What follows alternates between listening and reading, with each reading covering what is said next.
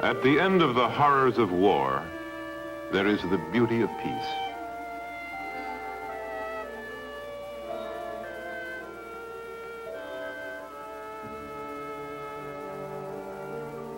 The trees can bloom again from calm soil. The land recovers from the terrible harvest of death and yields an abundant crop for life. In Korea, the war so brutally fought was a strange war. There was no victor. And the peace proclaimed at its end was a strange peace. An outward peace of treaties and armistice, but without the inward peace which must come to a nation before it can beat its swords into plowshares.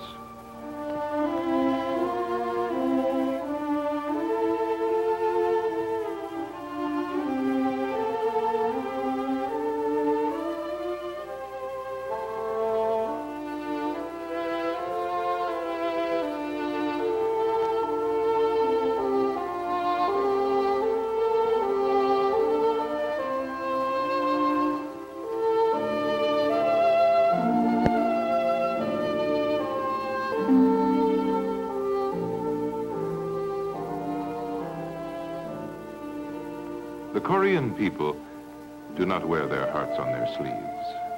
And yet beneath the surface, there is uncertainty, fear, and a constant anxiety about tomorrow. For tomorrow is the most distant future a Korean dares imagine.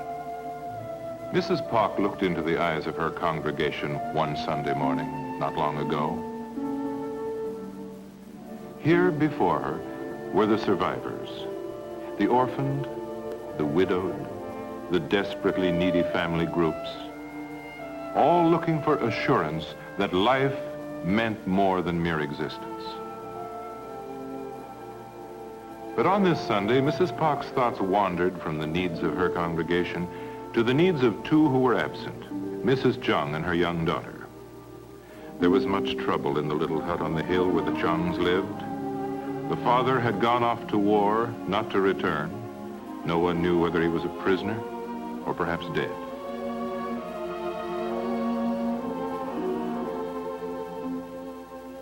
But Mrs. Park felt she must make the effort to bring the Chungs back to the love and comfort of the community church. She paused for a moment to look at another of the victims of the war.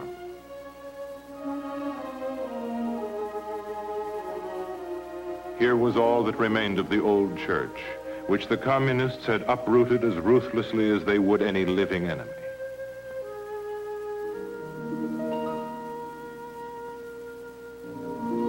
In the early afternoon sunlight, some villagers had already returned to their daily labors. Even the Lord's Day could not be a day of rest for these people, whose restlessness came from 40 years of bondage at the hands of conquerors and a newfound freedom of whose meaning they were still unsure. Mr. Rhee had been a faithful member of the congregation for many years before that day in early summer when the flood of destruction poured out of the north. It had claimed both of his sons as victims because they were Christians, capitalists, who owned 2 acres of land.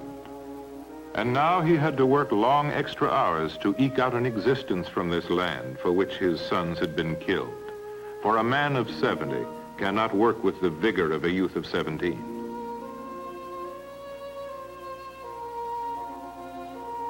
Mrs. Park's heart went out to her fellow villagers. Suddenly it seemed that there was more, much more needed for these people than Bible readings, the teaching and the preaching that she could give them. Her earlier morning feeling of warmth and well-being which the church service had given her now turned to one of helplessness. Words alone, even the words of prayer and of the gospel, were not enough. The room smelled of sickness and poverty. Only the wide eyes of the little girl gave light to the darkened room. No, it was not a lack of interest, but illness which kept the Jungs from attending the church service. Lack of interest could be remedied by talk and understanding, and Mrs. Park herself could provide that. But illness demanded expert care, the science of medicine, and there was no medical service at all in the tiny village. Typhoid fever had struck in some neighboring villages. How long would it be before the first case broke out here? And who could prevent the case from becoming an epidemic? A feeling of helplessness overcame Mrs. Pak. How could she help Mrs. Chung? Surely there was some action which she could undertake to help Mrs. Chung and the child. And it must not end there. The children of the village needed more care and guidance than their mothers could give them. The older boys and girls should have spiritual and cultural guidance beyond the Sunday sermons and Bible readings. Mrs. Pak could not tell the young man when she would begin the Bible study class she had long ago promised. She realized that the class could not begin, that she did not have the time for it, that there was not enough of her to go around. And since Mrs. Pak knew she could not do it alone, she decided to seek help from others. Her first thought was of Mrs. Irene Swinney, the missionary who lived in a nearby district and who often paid visits to Mrs. Pak's village. Mrs. Swinney understood the story Mrs. Pak told of her village. It was not a new story to Mrs. Swinney.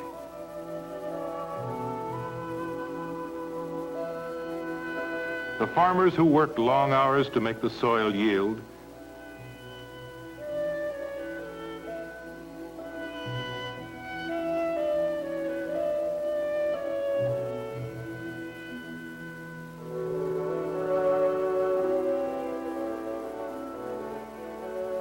the methods of cleanliness which bred uncleanliness.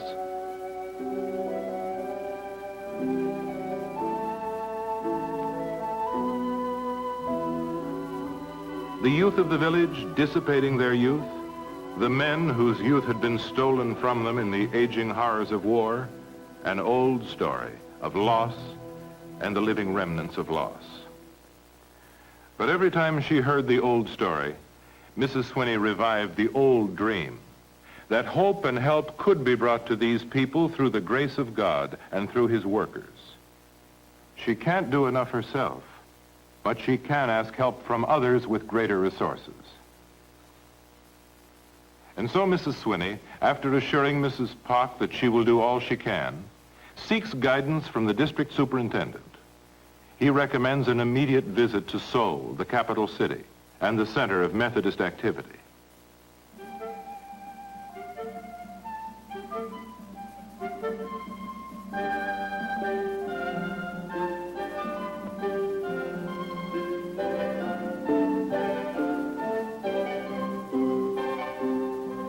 It has been a long time since Mrs. Swinney has been in Seoul, and for a moment she feels strange.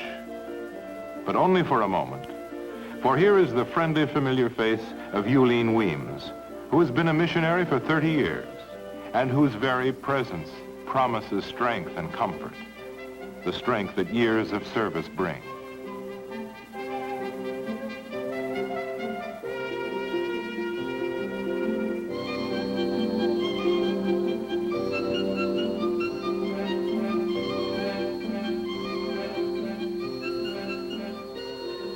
If Seoul looked unfamiliar at first to Mrs. Swinney, she noted that there were underlying similarities. Here, reconstruction was progressing at a faster pace than in her districts. Here, the buildings were more solid, the people more determined in their stride as they went about the business of the day. But every now and then, as the car would make a turn off the main thoroughfare, she could see the dinginess, the bare-faced poverty, the true inside of a city devastated by war. As the car rolled to Ta Hua, its destination, Mrs. Swinney thought that it was perfectly named. Ta Hua, the Garden of Peace. This Christian community center, founded by the Methodist Church, was indeed a garden of peace, for herself as well as for others in this city of terrible memories. Mrs. Swinney is not the only one reflecting on the meaning of Ta Hua. There is Ruth Stewart, a public health nurse on her way to a conference called by Mrs. Swinney's visit. As she walks toward the center building, Ruth wonders why a conference has been called at this hour. She has so much work to do this morning. Her 2 years here have really been a short time, but long enough to know that a lifetime of work here would be short. These children look so happy at their play. Before Tahwa was here, what did the people do without it?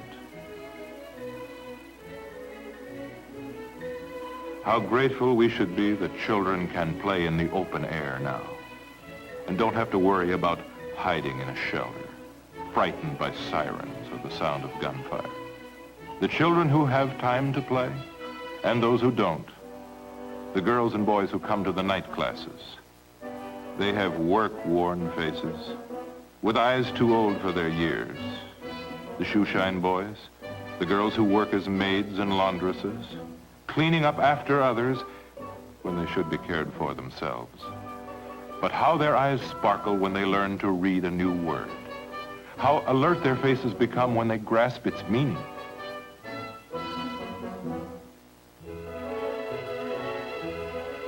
Or the girls who come to the hobby class. They handle the needles as if they were fragile things made of glass, and they bloom with self-confidence as their hands gain in skill. Their eyes fill with pride at a job well done. These girls are learning to create. They're growing toward womanhood as they take their place beside the boys who are learning to become men. And those businessmen who come to the center are reliving their school days. Only this time they are school nights. Tahwa buzzes with their voices as they learn to say the difficult English words. These are Ruth Stewart's thoughts as she goes to the conference.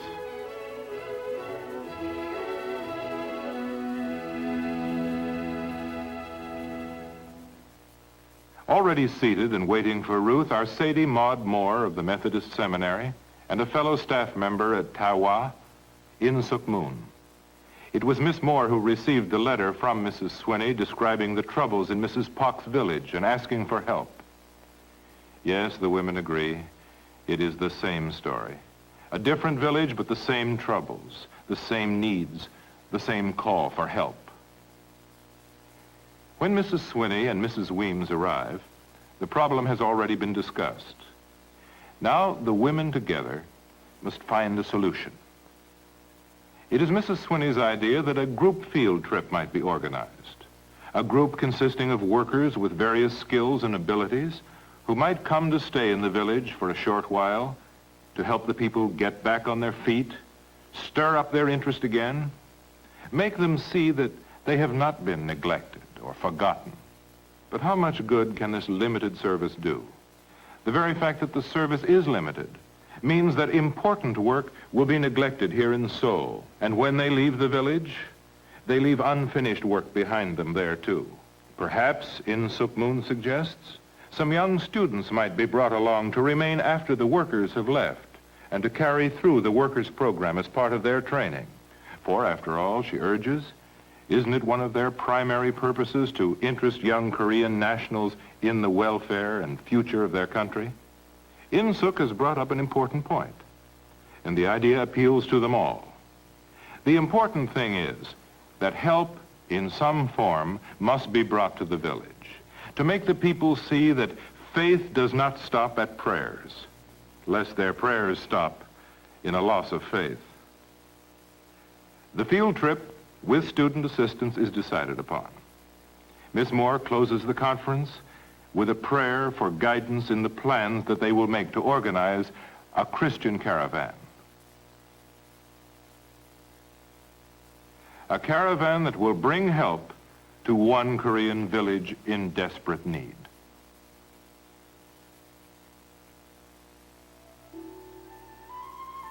Recruits are to be gathered with all possible speed. In Suk Moon, a native Korean and a dedicated worker, makes her way through the familiar streets of her city to Severance Hospital. It is her task to find a nurse there who will be willing to leave the good equipment she has at Severance for whatever might be waiting for her in Mrs. Pock's village. Is it too much to ask someone? No, nothing is too much. But there is so much to ask, and so much that must be given. It's hard to know where to begin.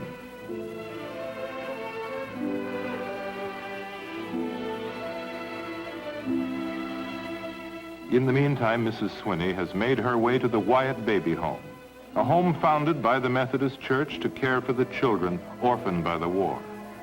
The home is already crowded with babies and small children who are each day growing healthier and more secure in this atmosphere of love and care. But when Mrs. Swinney asks if a place could be made for one more, for the Chung child until her mother recovers, the directress assures her that room can be made for the extra child. At the hospital in Incheon, Dr. Barbara Moss reads a letter from Sadie Maud Moore.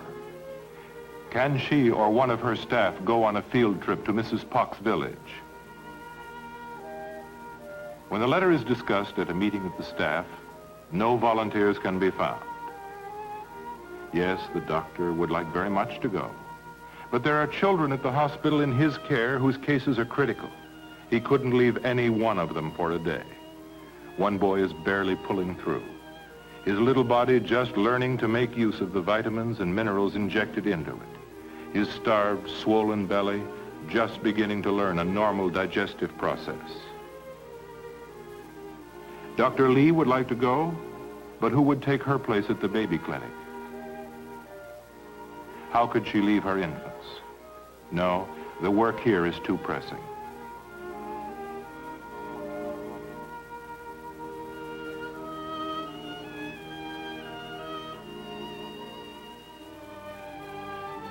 Dr. Kim would like to go, but she too has patients who depend on her presence, the sound of her voice, her reassuring smile, the confidence it took so many months for her to gain from them.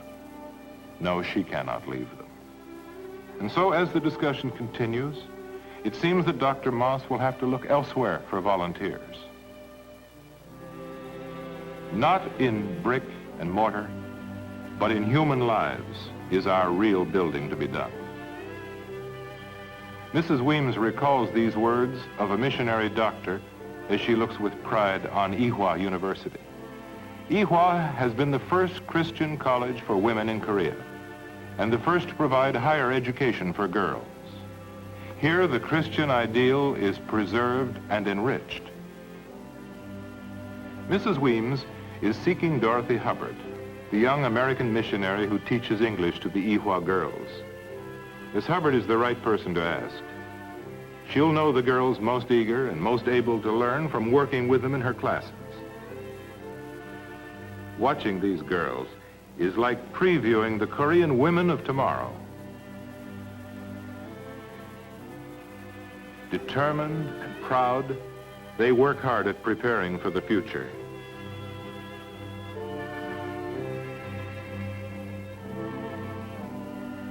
Their faces become serious so soon. They will need all the strength they are gathering. Mrs. Weems finds Miss Hubbard surrounded by a group of bright-eyed young women. Like all of Ewha's instructors, Dorothy Hubbard is more than a teacher. She's a friend of her girls. Miss Hubbard excuses herself so that she might talk to Mrs. Weems. As the women begin talking, Mrs. Weems comes right to the point of her visit. A young student is needed, a girl with energy and imagination, a girl with a great understanding and love for the words and the works of Christ. If such a girl could be found, she would fill a great need in Mrs. Pock's village. She could teach Bible classes to the young, but more than that, she could serve as an inspiration and example to the other young people of the village, stir up their interest in the growth of their country, help them to build fellowship among themselves. When Mrs. Weems leaves, Miss Hubbard pauses to run through her mind the names and faces of those girls who might be the solution to this problem. Of all the girls she could think of, she settled on Miss Ho. Intelligent and with a certain joyous spirituality about her, Miss Ho could bring the desire for a more meaningful life to the listless young people of the village. Miss Ho is honored and excited by the challenge. She's eager to put into practice the knowledge and skills she's learned at Iwa. It will be a rare experience for her to live in a rural area among her fellow countrymen, teaching the ways of Christian life. Miss Sadie Maud Moore was waiting at her office in the seminary for one of the students. She had discussed the possibility that the girl would go on this trip to help organize a vacation church school. She was very eager to go, but she felt that her parents should give their consent. When Miss Moore heard the knock at the door and saw the girl's glowing face, she knew that one more recruit was on her way to Mrs. Pock's village. The campaign of gathering youthful volunteers nears its end as Ruth Stewart's Jeep pulls up at Pahwa High School. Already, word has been sent to Mrs. Chung, the principal, that a student is needed to teach games and singing to the younger children of the village. Mrs. Chung has selected Yong Suk. She too is excited by the prospect of leaving Seoul and spending a summer away from home. It will not be work at all. It will be an adventure, a chance to prove herself an adult in the eyes of her parents and friends. As Mrs. Chung wishes them success and waves goodbye, she cannot help feeling for an instant a nostalgia for her own youth when every day was an adventure, and her greatest desire was to become a teacher. The caravan has been organized. 2 Jeep station wagons are ready to roll. And what had been only an idea in Mrs. Swinney's mind the week before is now a reality. A Christian caravan will give its time and energy to combat apathy and disillusionment in a rural village. From Severance Hospital, a nurse has answered In Suk Moon's appeal. Miss Moon is unable to make the trip, but fortunately Ruth Stewart has volunteered to go along and assist the nurse until she can get established. The young students from the seminary, Iwa and Pahwa, are counting the minutes until the sound of the motors start and their adventure can begin. Mrs. Swinney will go with them to introduce the group to the villagers. And here too are Dr. Barbara Moss and her assistant from Incheon. They had not expected to make the trip.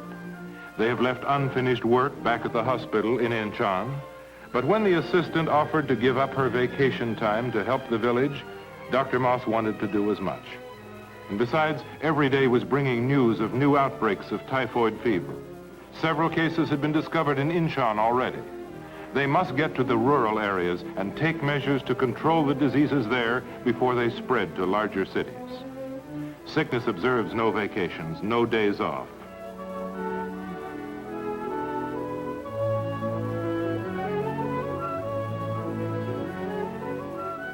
Mrs. Swinney is grateful for this group she will take back to Mrs. Pock's village, and she has confidence in those who will remain behind.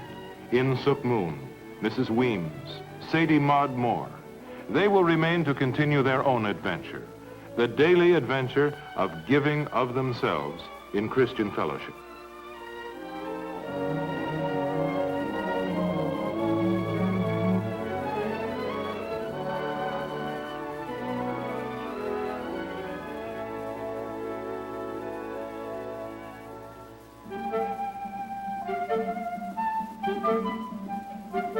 The jeeps move along the tortuous, curving roads through the countryside.